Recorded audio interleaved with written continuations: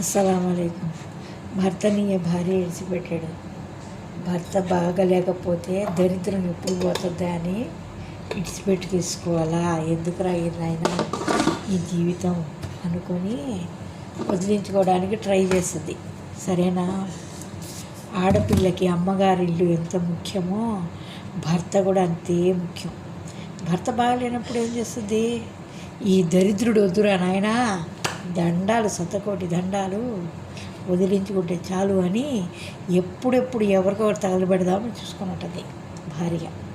మంచోడైతే కాలో చెయ్యో ఏదో కిక్నీళ్ళు పోయినా కూడా భర్తను విడిచిపెట్టదు.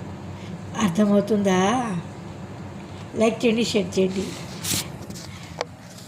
నేను బాగా హ్యాపీగా ఉన్నానండి.